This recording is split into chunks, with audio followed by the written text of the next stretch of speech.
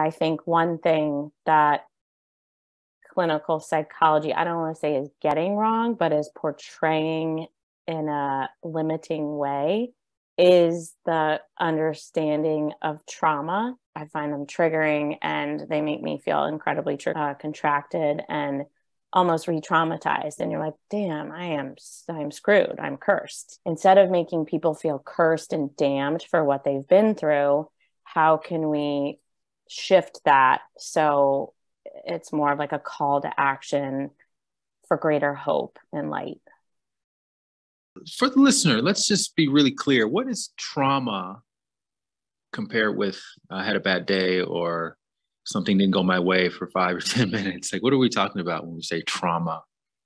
So trauma is defined as any time that we feel we will not survive, that our mortality is called into question. And it can be something that is directly happening to us, or it can also be, like we may witness another, it's like someone at the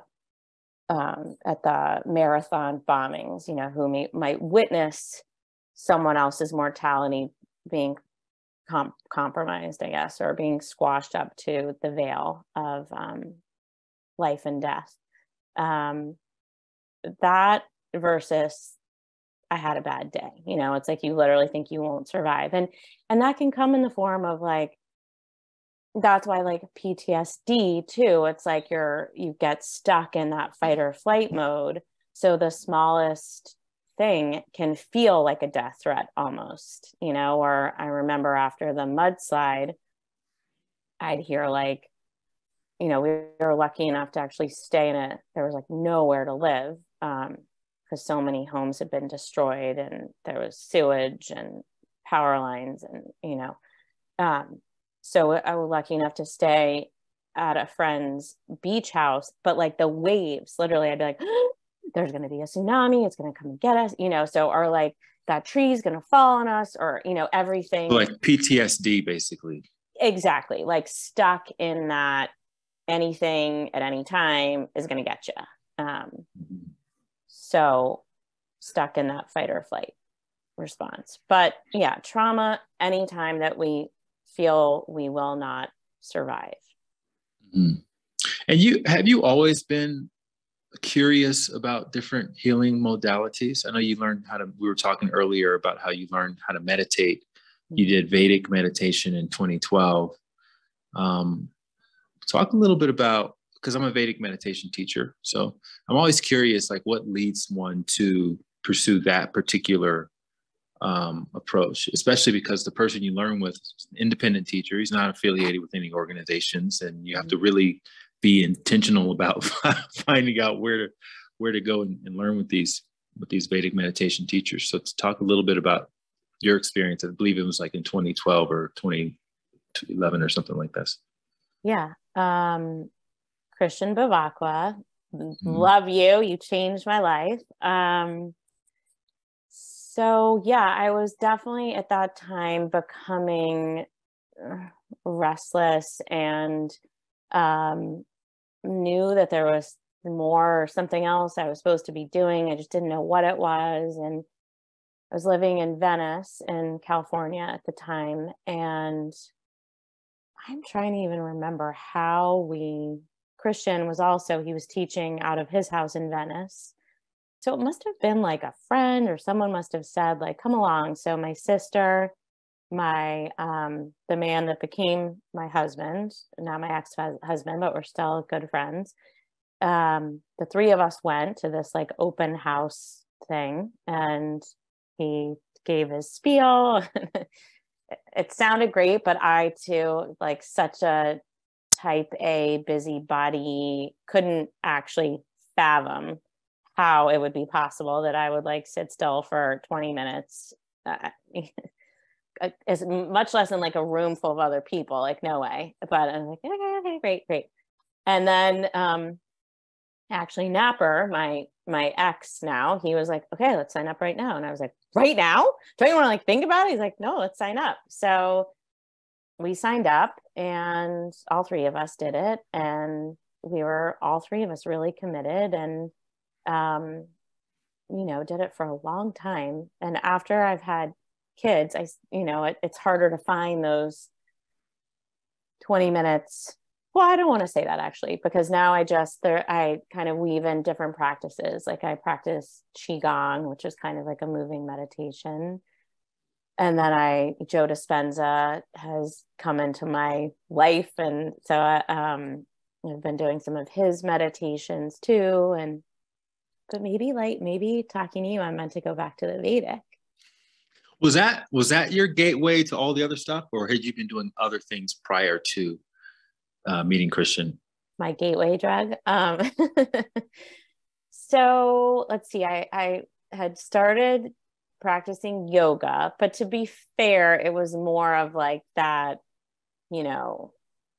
work it out, sweat it out kind of yoga. Yeah, So power yoga. Yeah, I'm not sure we could say it was like a spiritual practice.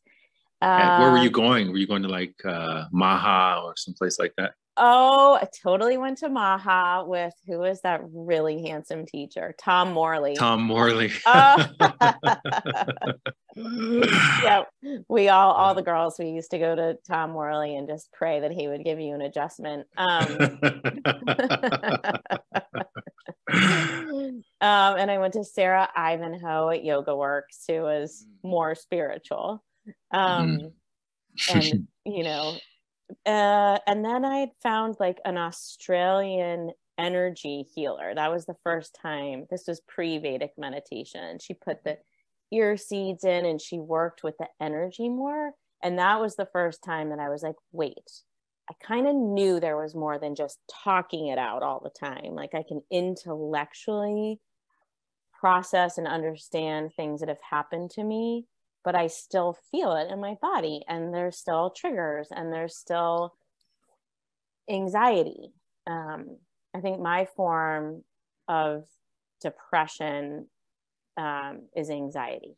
So that's how it manifests for me, is that feeling of anxiety. So Anita, that was her name. That was the first time that I was opened up to really thinking about energy and healing that way. So that, I think, then led me into being open to the Vedic meditation. And then the Vedic meditation, yeah, I think just getting into that space for the first time ever was life altering. Mm-hmm.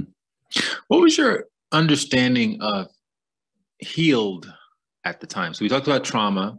Now let's talk about what you felt healed would look like. You have your yoga, you have your Vedic meditation, right? You have your Qigong, and you also have your clinical psychology master's degree. So did you imagine that you were going to get to a point where you didn't have that anxiety, where you didn't feel your sense of depression, where you were able to be healed from the molestation as a child? And I'm talking about at that time, not now, but back then. Did you think that day was coming if you just kept doing what you were doing and stayed diligent and consistent?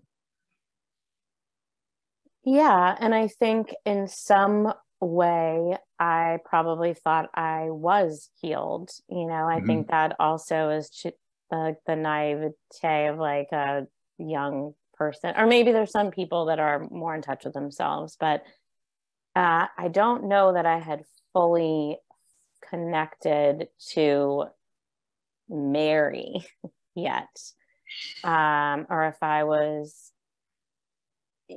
brave enough to really, I look back and there are things that you're like, why would I have, there was so, I just did the things I was supposed to do, and maybe I delayed in a way, but that to me is how I know I wasn't fully healed and I wasn't fully in touch with myself, because I would have made different decisions, and maybe there's karma and maybe there's whatever, but do you have an example of that, where one of those indicators where you weren't healed? What behavior were you thinking about or referring to?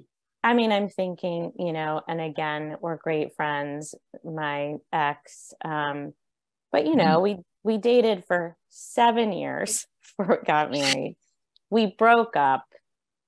We got back together. We were in couples counseling before we even got engaged. I think the things I was really seeking, I'm not sure, if I had looked back, and it like, the night of our engagement, we were like out at a bar with like a lot of his friends kind of thing. You're like, not my vision, but we've been together 7 years. We have all these things in common. We're good at these things together. So instead of really being like, really? Okay, let's like really sit with this. But again, and I have two amazing children and we have a great friendship and he's been a great teacher for me. But I think, again, it's like if we really take the time to become connected to ourselves, which is why meditation is so important. And I think having these kinds of conversations, giving other people permission to tap in and be authentic, even if it might be a little scary. Okay, so since you brought up Napper, let's talk about Montecito and that. I know you've recounted this experience, a million times, but if you wouldn't mind, for my audience, talking about it one more time. You bought this farmhouse. Montecito's in Ojai area? Montecito is just adjacent to Santa Barbara. So it's kind of like when you're driving up from LA, it's this beautiful huge, beautiful mountains right down to the beach, cute little main street called Coast Village Road. And I remember the first time I went there, I was like, I have like discovered this amazing town. Cut to Oprah lives there, like I hadn't discovered anything.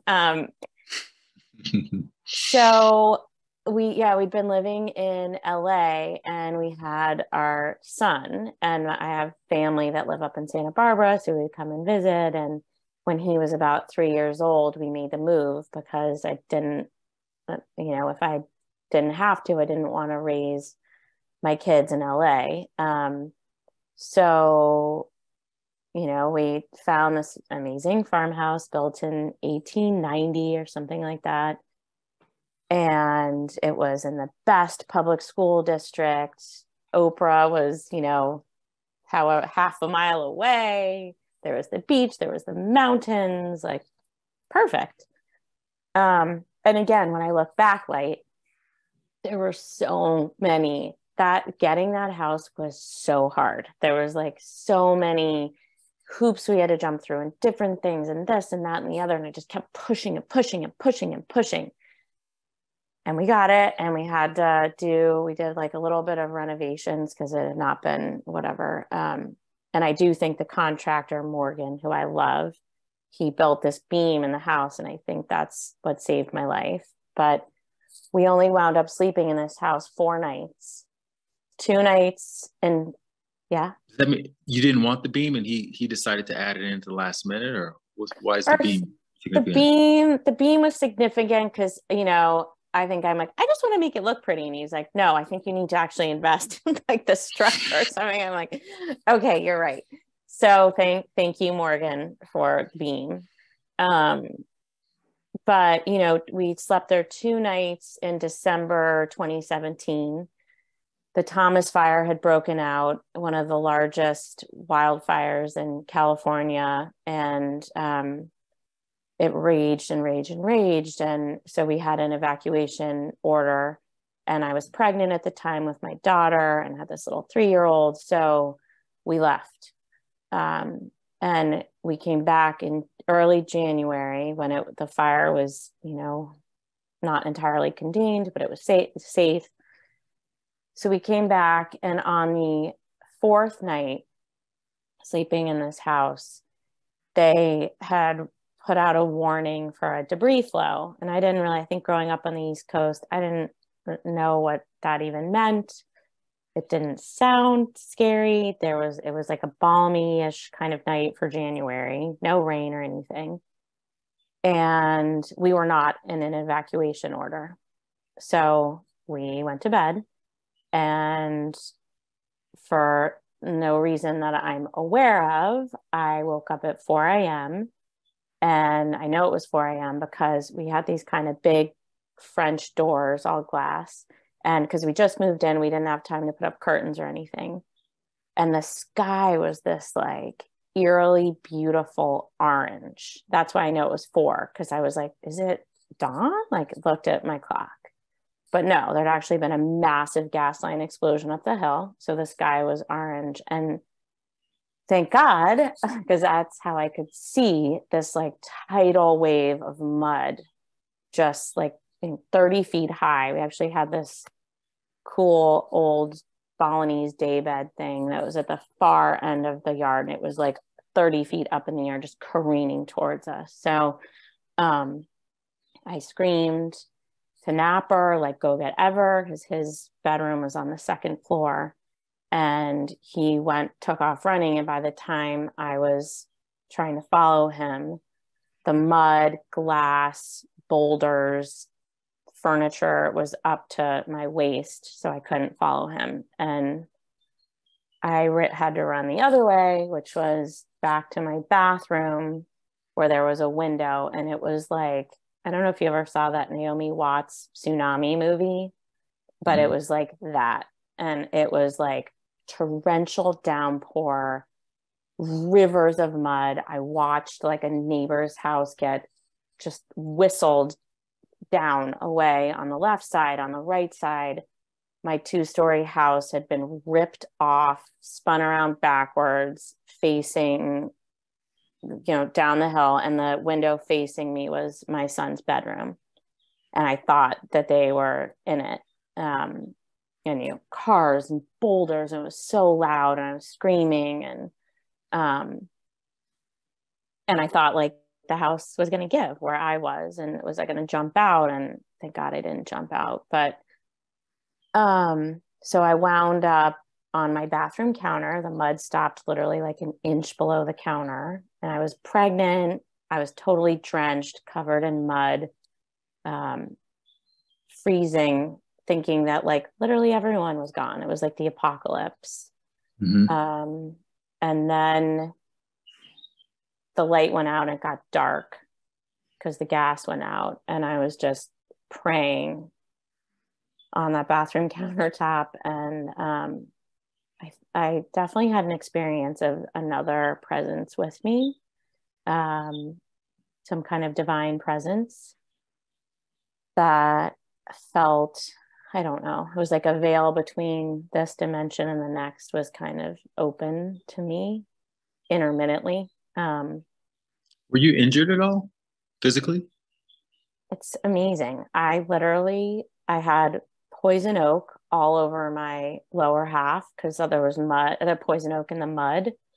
So I had like, I had kind of forgotten this. One of my best friends and my cousin remembered like plucking out like wood from my legs. I don't remember that, but no, I mean, I literally felt like I was in my family, who after about an hour, maybe 2, I could hear them finally.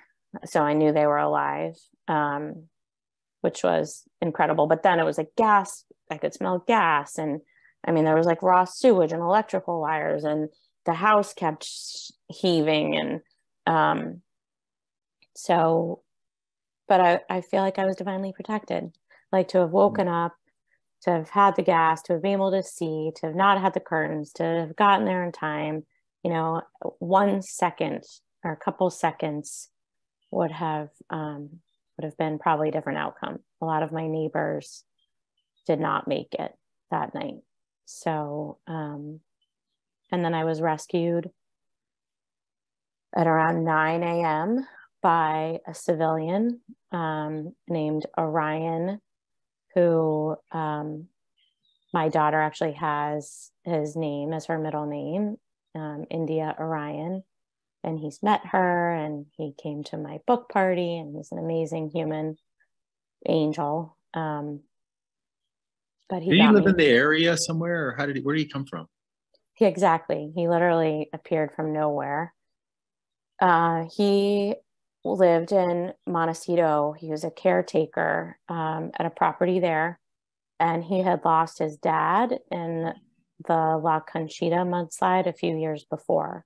So I don't know if that was why he felt compelled to go out, but I'm so thankful that he did. And he, figured out how to, I told him I was pregnant too. So he was like, oh God, we can't put you in this mud because it's so toxic. And there's electrical wires. So there had been like surfboards exploded from somewhere, and he put them down on top of the mud and helped me walk on it, and then put me on the back of a firefighter who carried me out the rest of the way.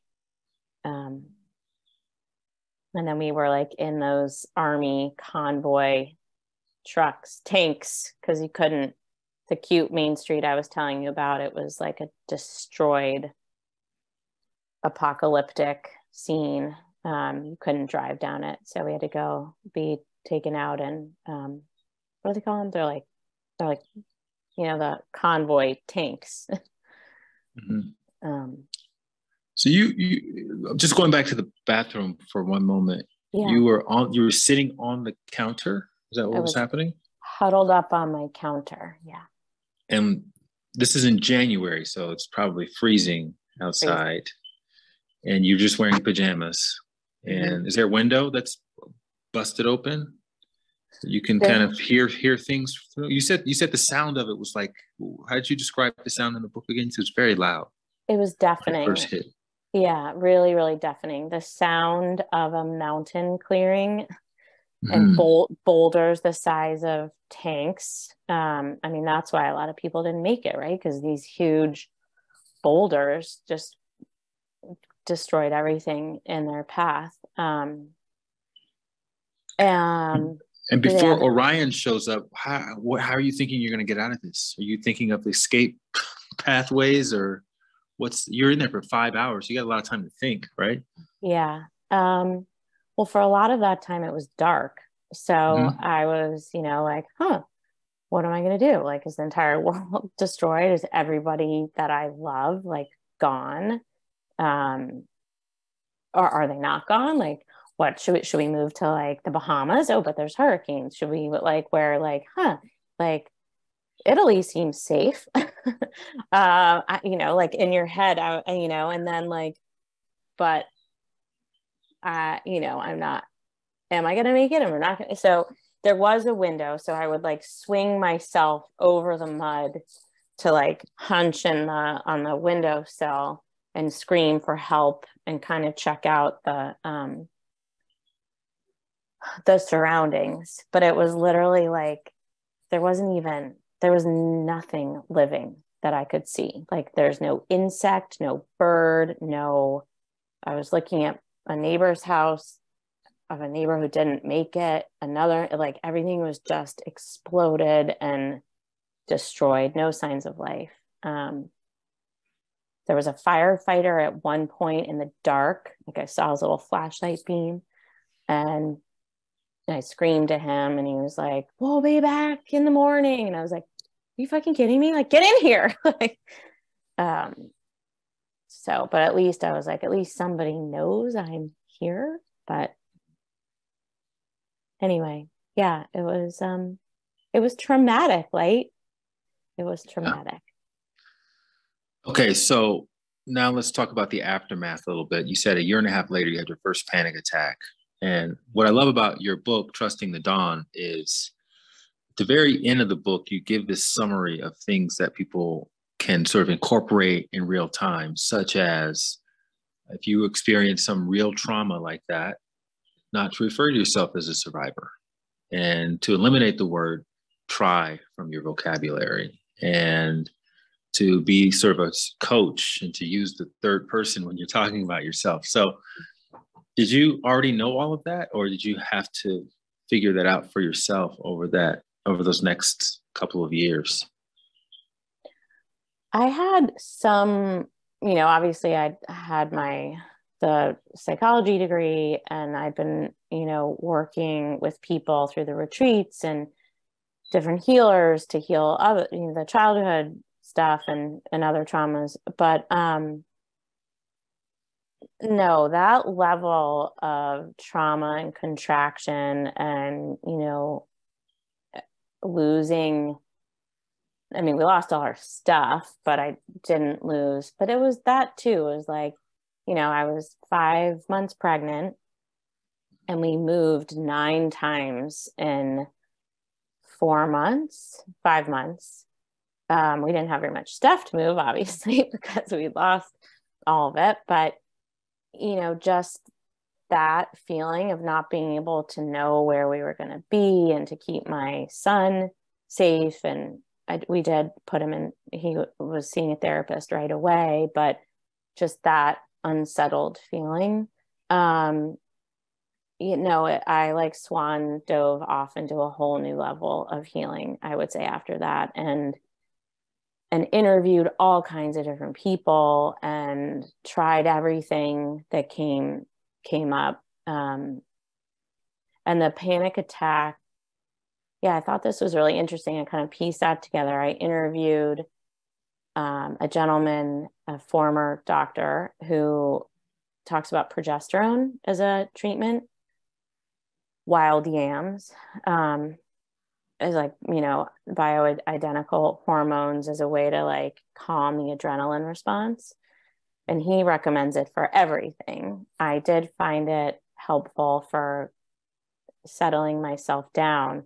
But I noticed, like, in interviewing him and doing some more research around progesterone, and that I thought it was interesting. It was actually a year after that I had my first panic attack, but, or no, maybe you're right. It was a year and a half, because it was like I had just finished breastfeeding, which through breastfeeding, you get all kinds of different hormones and good hormones. And so it was after that I think my hormones were kind of shuffling around, and the panic attack, the first one, happened. So it's interesting when you start to, you can understand something again, but then when you're living it, it's maybe harder to see. And I don't yet, sorry, I'm thinking about one woman that I interviewed that I love so much, Dr. Edith Eger. I don't know if you've come across her. You know her? Well, no, in your book, you quoted her. Oh. She's the Holocaust survivor. Yeah, exactly. So she's like 98, Holocaust survivor, and she's had a thriving psychology practice for decades in San Diego. And she said, victimization is a part of life. We'll all be victimized in one way or another. Victimhood is the choice. Should you move through the valley of the shadow of death? You don't set up camp there, like, keep going. So that to me was, I knew I didn't want to stay there. And I empathize that it can feel as if, like, I don't know how to get out of here, this place that I'm in. So that's kind of why I wrote the book too. So people would have I don't want to call it a manual, but there's a lot of different ways in to begin your healing or to continue it. So you don't have to stay stuck. So 23 people died from that mudslide. There were 120 something people who got injured. Why do you suppose you were the one that chose to write a book about it? Or are there other books out there? I don't know. Are there other books and movies about this mudslide, or are you sort of like the voice of the mudslide experience? I think I know that Rob Lowe, me and Rob Lowe, I think, made a documentary about it. I have not watched it just because I was there. I saw it. I know what happened.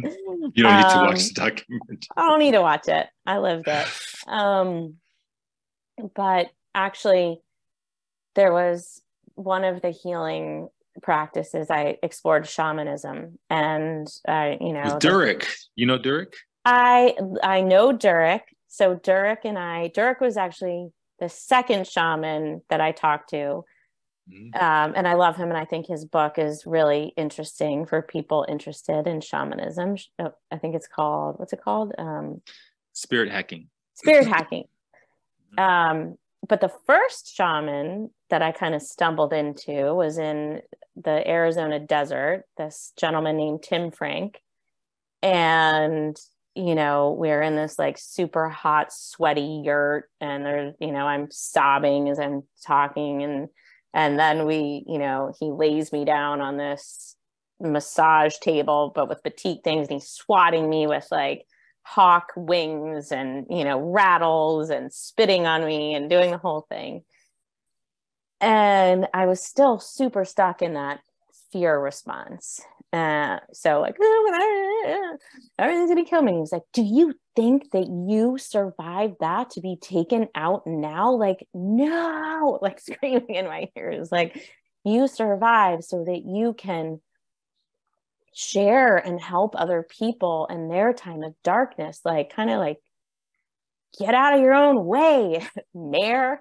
So, you know, that was the first time I think that it started to align, like, okay, like get on with it kind of thing. And, you know, allow yourself to move through that valley of the shadow of death. And also realizing too, actually, it was on a flight on my way home from a college reunion where I'd been telling and retelling the story, that the story and what had happened to me was so much more than the PTSD, but that there was all these amazing things that had happened and were happening that would never have happened without that intense contraction and then the healing that followed. So that was kind of the first kernel for the book and for this like now burning-ish mission I have to want to help uplift other people in their moments of darkness.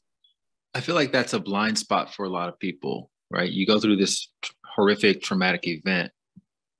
It's so easy to just be in the victimhood of it all and to see yourself as a victim as opposed to a survivor. How did you get out of that? Was it through the work with the shaman and, you know, the other healers or Edith? Like, who pointed it out to you, or did you kind of have this epiphany on your own through a meditation or something like this?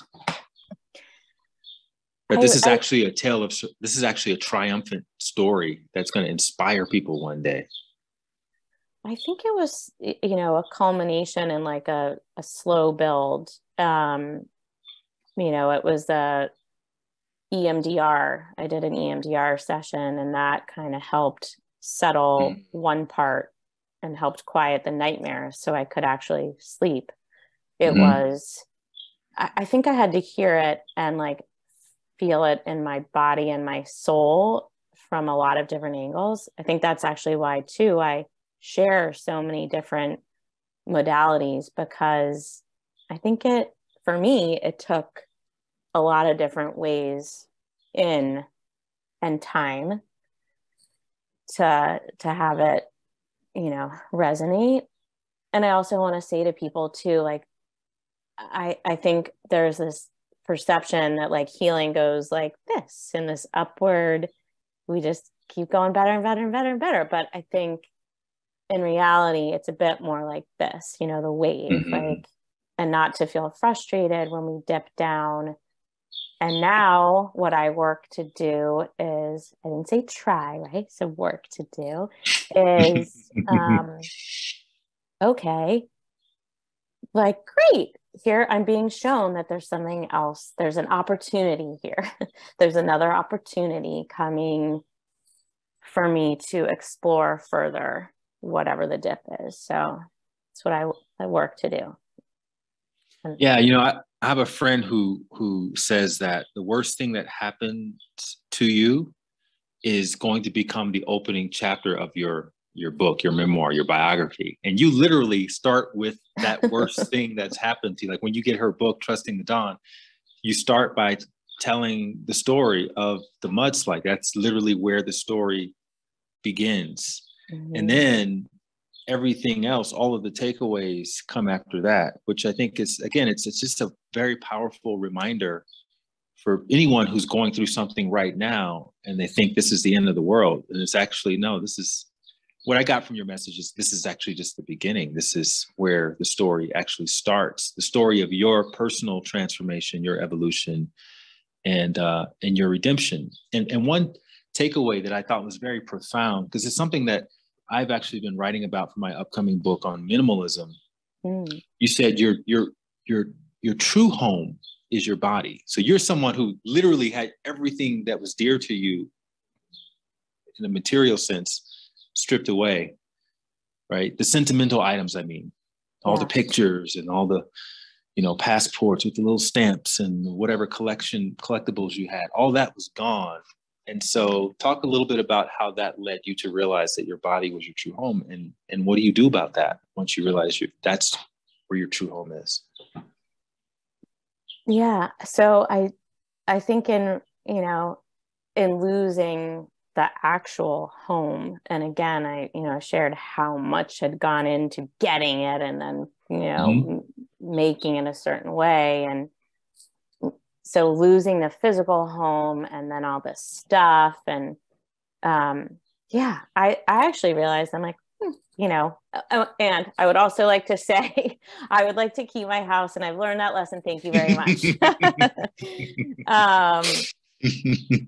But that being said, like, what do we have, and the body, and like how we feel in our body, and relationships too, like anyway, but the body is the true home. So if we're carrying around, which we are, like I love, and Joe Dispenza talks about, and I share it in the book, like how our organs and our tissues, our bodies store memories.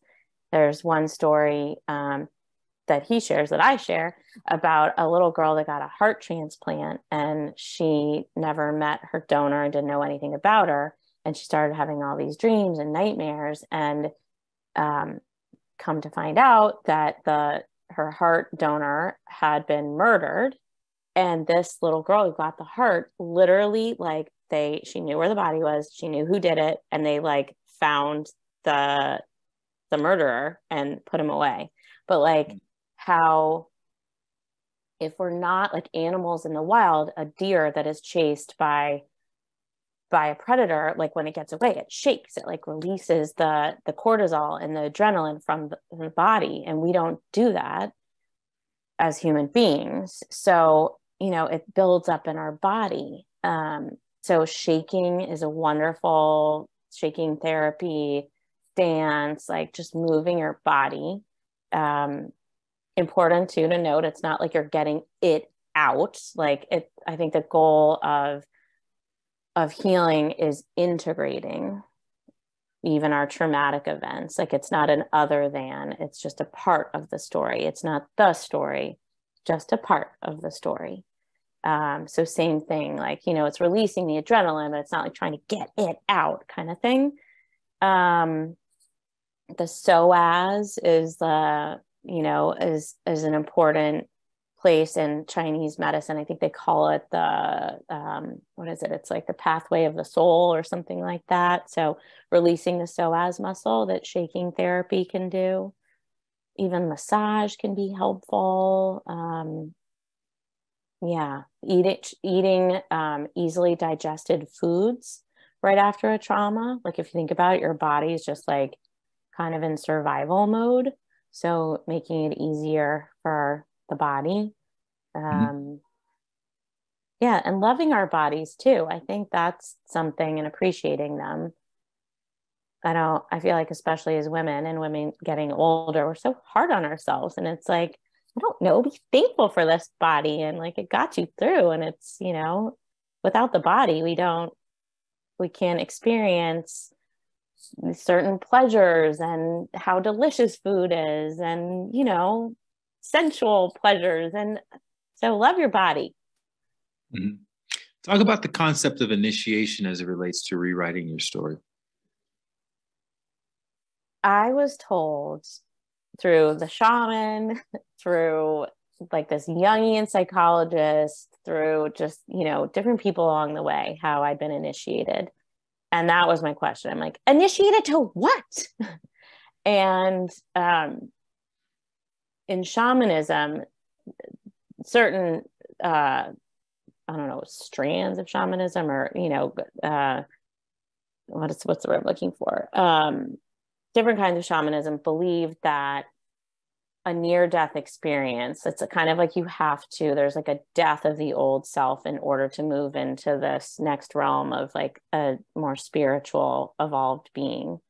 And I think, even if we think about in psychology too, like, there's like almost like a death of the ego to actually get to the true self.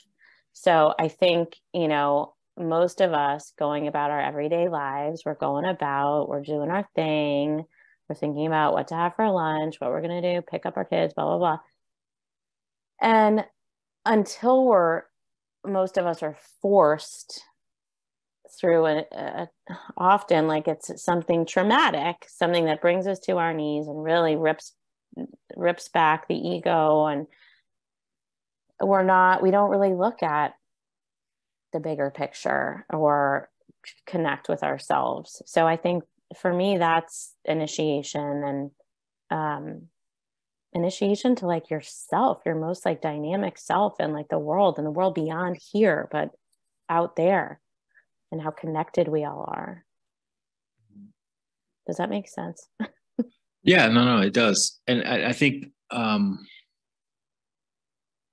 the idea of rewriting your story is one of the fastest ways to sort of empower yourself using the trauma or whatever life experience that you maybe even be going through right now. Like, I know sometimes people may be working a job that they feel is toxic, and I get people asking me these questions all the time. What do I do about, how do I follow my heart in a toxic job or whatever? Mm-hmm. And I say, you start to reframe your work not as something you have to do, but something you get to do in order to subsidize or fund the thing that you're really passionate about, and start taking baby steps in that direction. And that will change the way you view your job, not as something that you kind of, that's plaguing your life, but something that's actually funding the things that you really, really find inspiring. And you've been doing these retreats for a long time, these women's retreats, the Wild Precious Life retreats, which, gives you has given you an outlet to help a lot of people. And I'm curious how your experience of the mudslide shifted the way you approach either how you facilitate those retreats, or your intention going into them, or what ways has it impacted your role as a facilitator and a leader of helping other people? I think it has allowed me to connect on such a deeper level with people, because unless you've been through and come out the other side, I think it's hard to truly empathize with another. And I interviewed all different kinds of trauma survivors in the book. And although, there are different traumas, there's this connection of like, oh, you have experienced, I don't know, there's like an ability to connect that I don't know that I had before. And because of all of the healing work that I have undergone as a result of the trauma, I think it broadened my perspective and gave me new tools to help other people. And that actually is something else that, I've worked with groups for a long time. And now I've been kind of working more one-on-one with people. Like, people are coming, I find, when we're so vulnerable and open about what we've been through, it gives people permission to be vulnerable as well. So that's something kind of new that I've started working with people, and like kind of strategy sessions on the best path forward. Yeah, I think there's just like kind of more of a heart. I mean, I always, led with my heart, but I think there's more of a heart connection. And and seeing other people kind of like light up or like, you know, have the breakdown to get to the breakthrough is like the best thing ever when you see that light turn back on, you know? Mm. So the title of your book, Trusting the Dawn, it comes from a famous quote. Can you talk a little bit about that and what you mean by trusting the dawn? Yeah. So do you know Florence Scovel Shinn? Of Are you course, familiar? yeah. Okay. It's so amazing how many people like even in our world are like, who? I love her. I used to, back in the day when you remember Bodhi Tree Bookstore Yes, I love on that store. Melrose. Uh-huh. I used to go there all the time and buy like handfuls of The Game of Life and give them out as gifts to people because it's such a easy read. And it was one of the first quote spiritual books that I digested and just really got a lot out of. So yeah, I'm a big fan of hers. Wait, I feel like we're like siblings, right? We definitely crossed paths at some point, I'm I sure. know.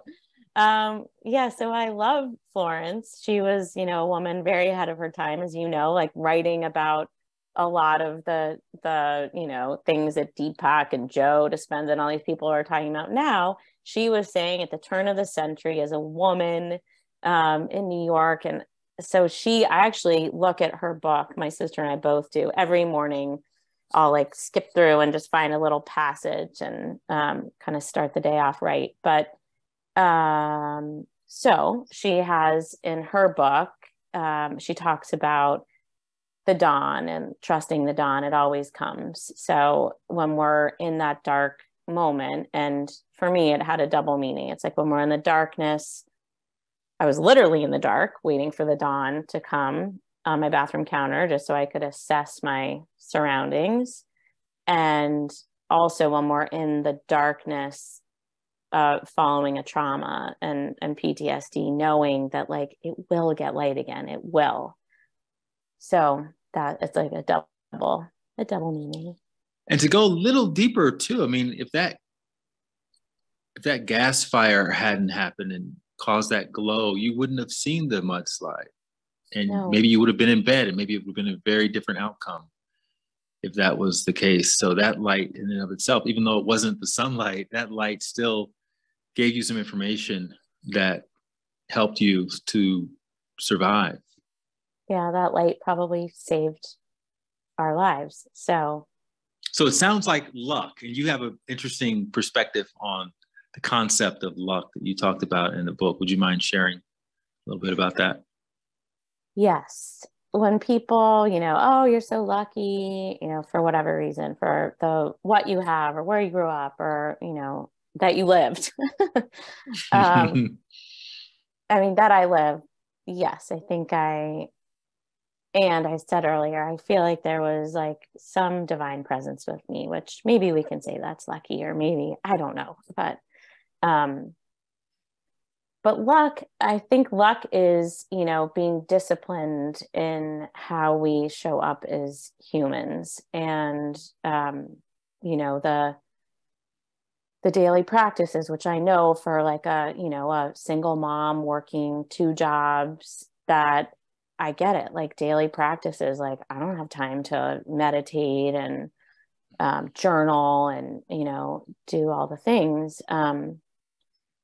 I also think no matter the circumstance, we can find our, you know, our spiritual practice and connecting to ourself. And even how you just said, reframing a toxic work environment as like, okay, like what is this person or this environment like teaching me, showing me like, okay, I don't want to be like that. Or if I treat them with kindness, then does it shift? Or, you know, kind of using it as more of like a lab.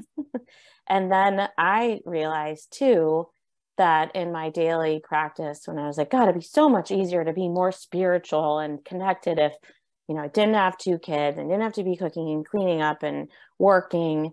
And then I realized that like, that is the spiritual practice is, you know, when we're in those moments when someone's screaming at you and something is whatever, that like, that's the practice. So luck, I think, is what, you know, it comes from the inside out, going back to our home, you know, our bodies and our souls. And and how we're rating it out. And breath is free. We breathe all day long. So like if we need to like settle, and what we think about and how we are attracts more of that. So it's, you know, that's physics. That's not like woo-woo stuff. That's vibrational frequency.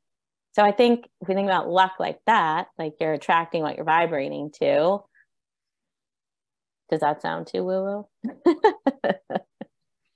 Love it. Yeah. It feels like I didn't know you before, obviously, but from what I've read and from speaking with you, it feels like you're now living a very much unapologetic life.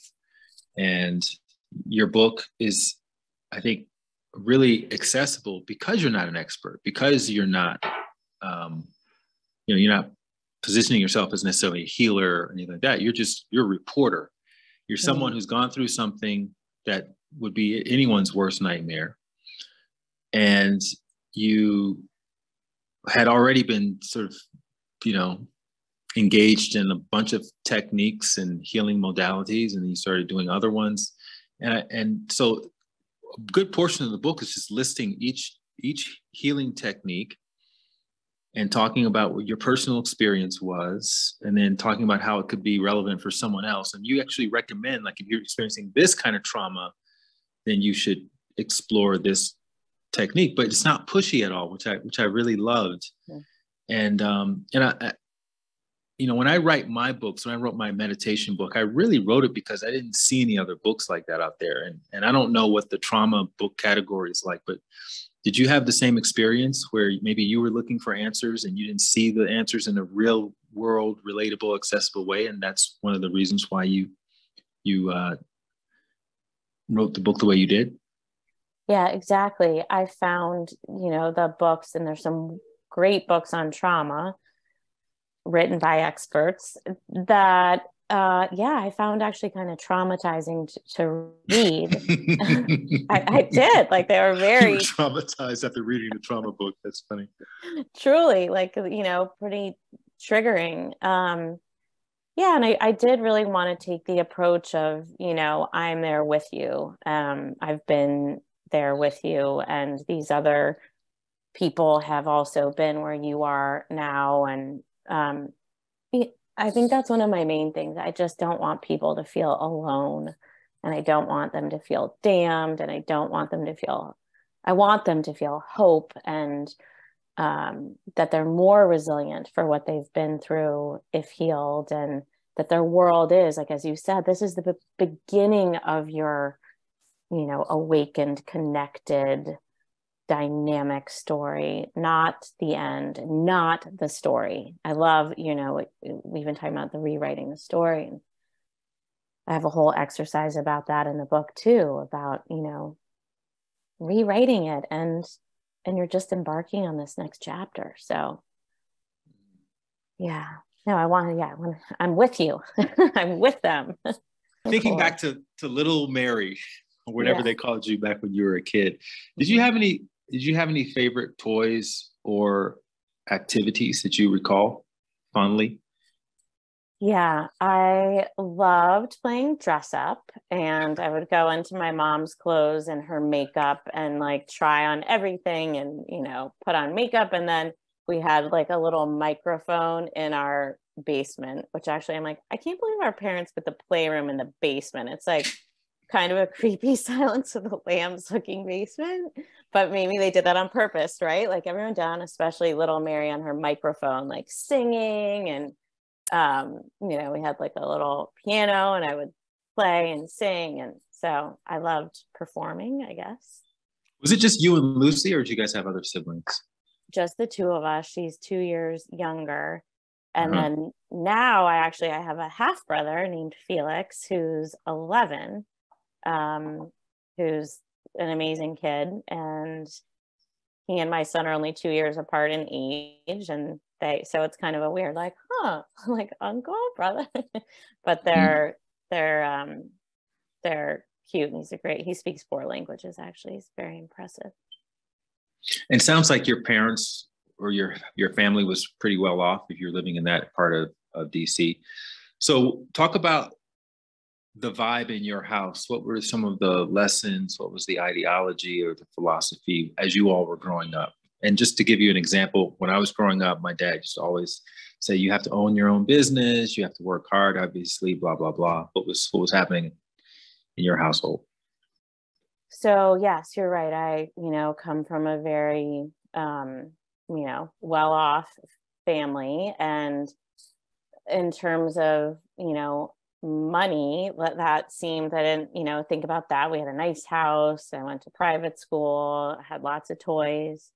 And while my parents are incredibly loving and I have great relationships with them now, I would say like growing up, and I don't know, again, if it's like a product of how they grew up. My dad grew up in the Northeast and, went off to boarding school and he was 13 or 14 and didn't have modeled for him a lot of like what a family looked like. His mother died actually at birth. So it was kind of like a chilly growing up for him. And my mom is like a steel magnolia Southern belle from Charleston, South Carolina. And, then there we were in DC and it was, look, I don't know if it was ever said to me, but it was, well, actually it was, you need to look a certain way. You need to not say certain things, you behave a certain way, do well in school, do well in all the things. So, and I love my dad, but it's still like, oh, the book. Okay, great. Okay, that's great about your book. But like, how much are you going to make? Then what's the business plan from there? And what's the, so there was a lot of pressure. Mm-hmm. And I went to National Cathedral School for Girls, NCS, which actually Mean Girls was based on. So there was a lot of competition, a lot of eating disorders. I did not have one, but a lot of external pressure and a lot of academic pressure. So it was not the warmest environment, but I did have my sister and we had a lot of fun playing and we always had each other and a lot of nannies and helpers in the house, which I didn't really love. So, we had a lot, but then, it's kind of like you realize it's so trite, but you can have a lot and still want that more intimate connection, which I try to create with my kids now. Were you a natural in the sense of you're very accomplished now, and you have fancy degrees and you've done some amazing things. You've written a book.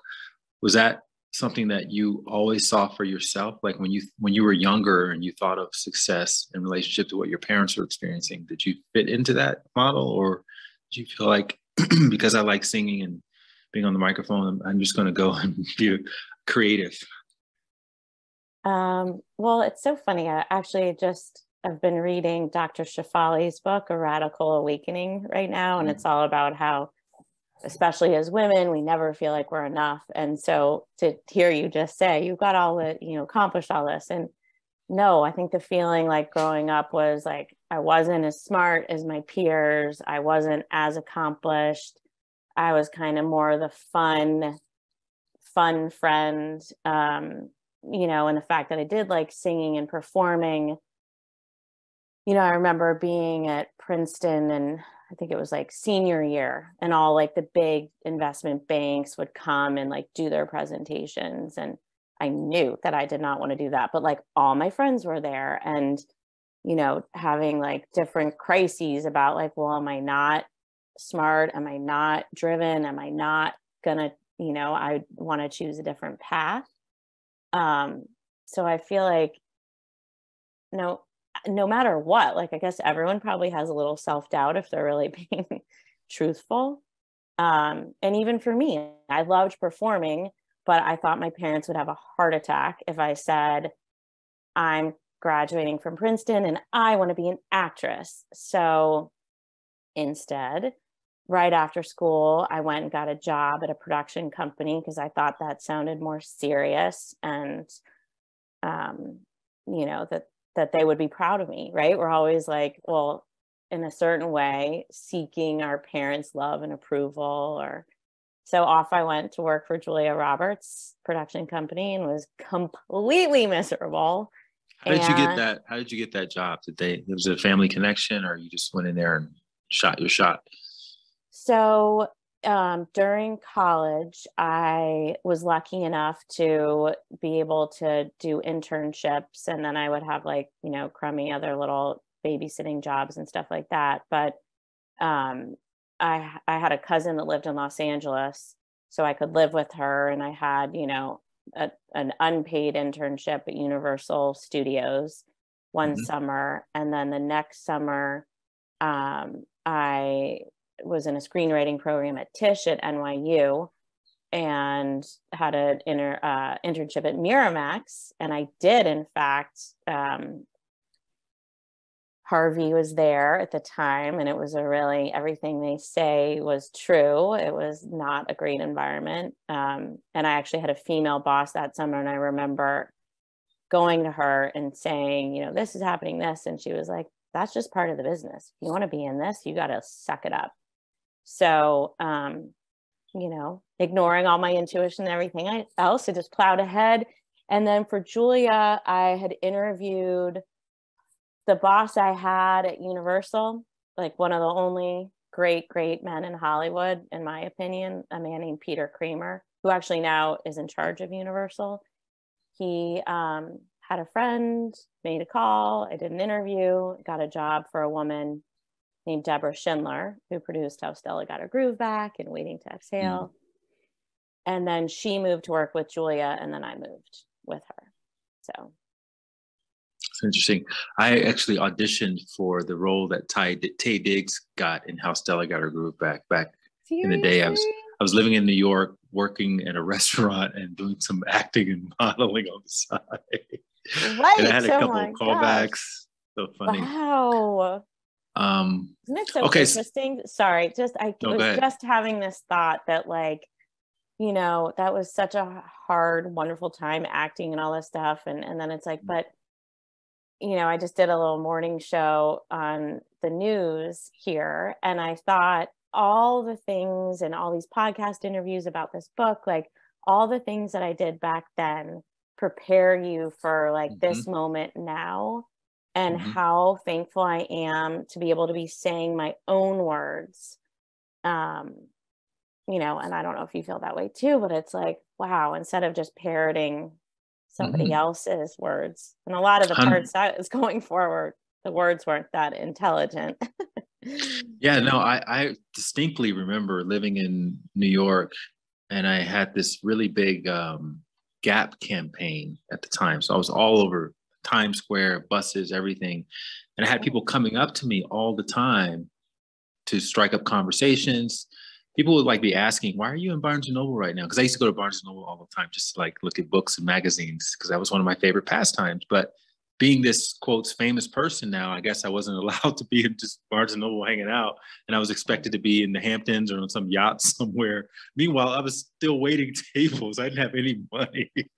Wow. But I knew then I didn't want to be famous for that. I said, I don't want to be the person memorizing someone else's life story. I want to be the person who some actors is auditioning to portray. I want to do something with my life that's going to be meaningful in that way. So that's where I made that switch. Okay, but anyway, enough about me. Going back to you. So there's another part of your childhood that I want to bring up. I don't want to resolve it right now in the conversation, but I just want to bring it up since you mentioned Harvey Weinstein. You were molested as a young child. Was that something that you what do they call it when you black it out or you forget about it, but then it resurfaces later? Or was that something you carried with you throughout your young adult life? And then, you know, obviously being around that kind of situation, maybe that gets triggered a little bit.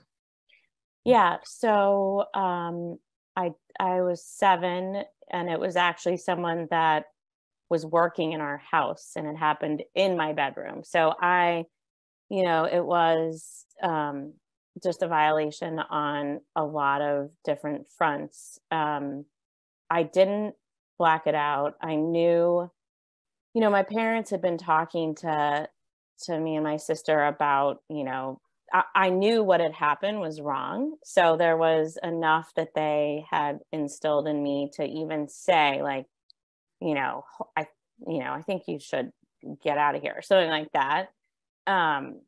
And then I remember telling my sister right after, like, I think I just got molested. And and I don't then mean to laugh. I wasn't laughing. I was no, just laughing at you telling your sister. yeah, no, I mean, it is, and again, that's like such our bond that, like, I was 7, she was 5, and she's the first person I told. And I did wind up telling my parents. So I knew what had happened. And again, like, I love my parents and they're great. They are amazing people.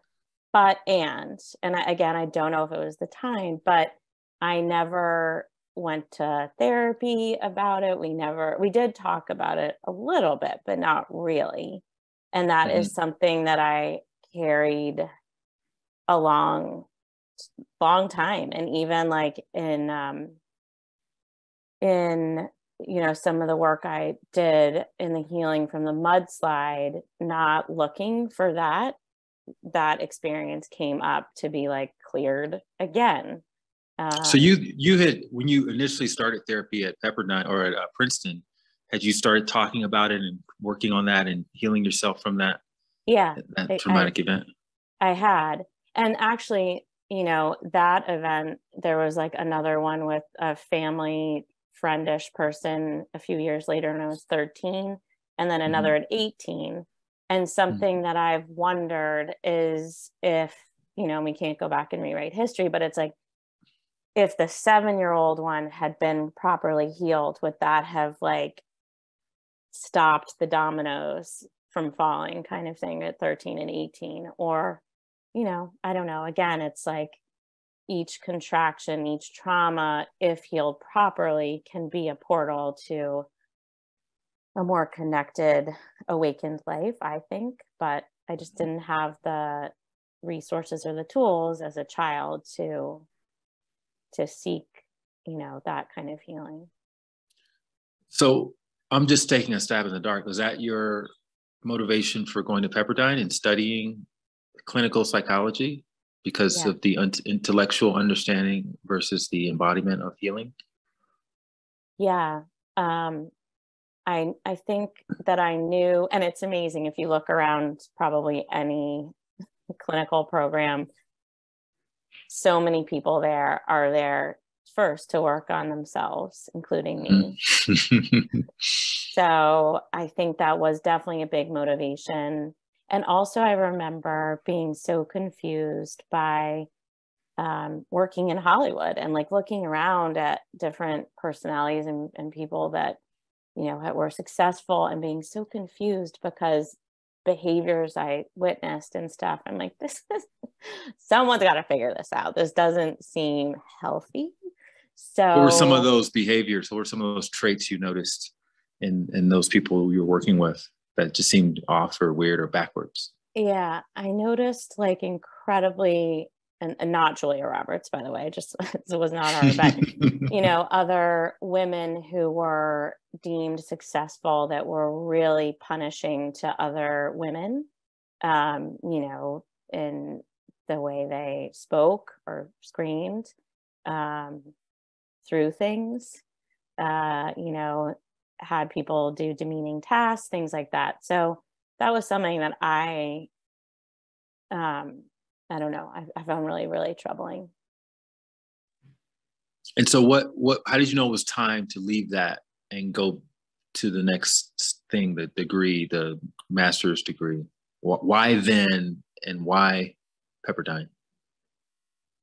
So I was living in New York at the time, and always from a little girl, I knew in DC, like, I would read books about California and having orange trees in your backyard. And I just always knew that I wanted to live somewhere warm. And California just seemed like, I don't know, expansion and openness. And I'd been able to be there that summer, and my cousin had introduced me to yoga. And I don't know, it just seemed so free. So my job in New York had just gotten pretty abusive, I think. So it was just like, I'm out. And I always knew I'd wanted to do the acting. And it was like, I don't want to work for Julia Roberts. I want to be Julia Roberts. So that didn't happen. But, I met so many incredible people. I got to be creative. I got to push myself, and, learn how to connect and in a different way. And then also through that, like kind of what we were saying before, like learn that what I really wanted was to like connect more to myself and understanding myself through the psychology degree, and then eventually through other healing modalities. And then I wanted to like share that with others, which led me to writing and producing and curating retreats for women, which I've been doing for over a decade. And having a blog back in the day. If you had to kind of summarize the tenets of clinical psychology, the ones that would surprise most people, what would those 2 or 3 things be, or takeaways from that experience? How do we get it wrong as just regular people thinking about psychology versus how it actually works?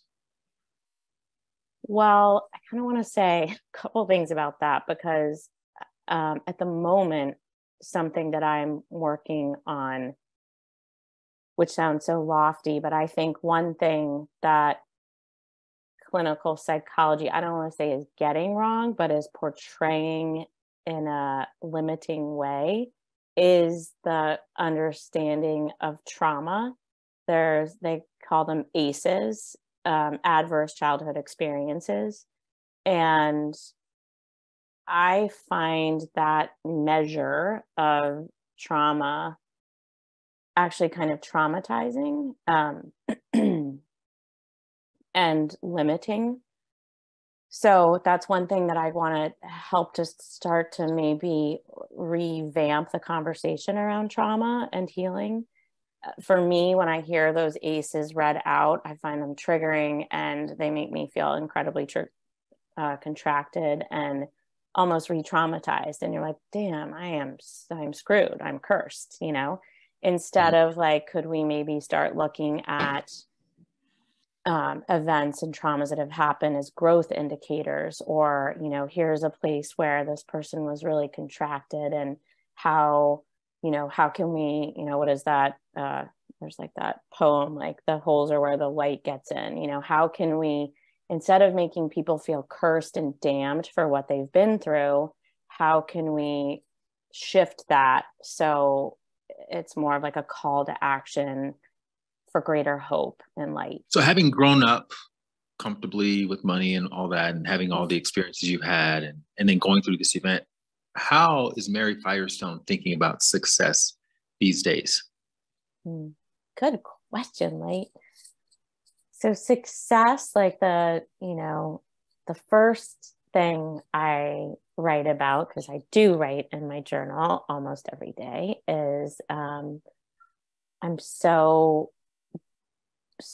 thankful for the love that I have in my life. And, following the divorce, I actually met somebody who is an incredible man who loves me and lights me up and supports me, and we share similar interests. And so having that kind of like partnership and love is such a gift. My children, so that is success. And even like, my 9-year-old was like, I want to sleep in your bed tonight last night. And he never really does that. And I was like, okay, but that feels like success in a way, that he's comfortable and that we have that kind of bond. And I don't know, but that's rare, that he does that. But so love, and then being in nature as much as possible, and appreciating beauty. And like, I have these amazing roses that have been here for God knows how long, maybe 100 years, but just like appreciating them and bringing them inside and that they're not all dead, that's success for me. Seeing the light turn on in somebody else again, that is a huge success in my work space. And then I think money is success, and if it can allow greater freedom to, you know, travel places, see how other people live, have more time to do the things that light me up and I love to do, and be with the people that I want to be with. Beautiful. Well, I just want to acknowledge you, Mary, for being vulnerable enough to put your story out there. Because, you know, and it's not easy talking about things like molestation or, you know, being pregnant and trapped in a mudslide. And I think, to me, that's one of the indicators that healing is very much in progress, that you can now talk about it from a place of empowerment, from a place of seeing yourself as a survivor of this thing, and also as seeing the thing as the gateway to something greater and an outlet to help other people. So thank you so much for doing that. It's so necessary that I think as many people as possible take their mess and turn it into their message, or take their biggest obstacle and turning into their path or their purpose. And that's one of the reasons why I started this podcast, was to invite people like you on to share your story. And these are just, you know, we're all just regular people. We're not, you know, superheroes in a sense that you're running around with a cape and a lasso. You're just, you know, your cape is your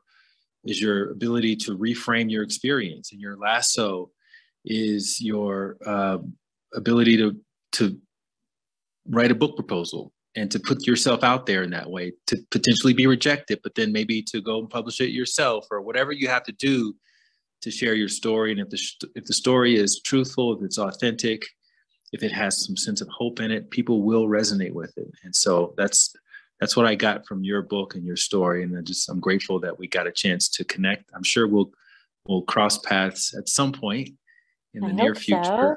And I'll be able to give you a big warm hug when we do it. One of those, what we call a California hug, where you hug really tightly and you take a deep breath in.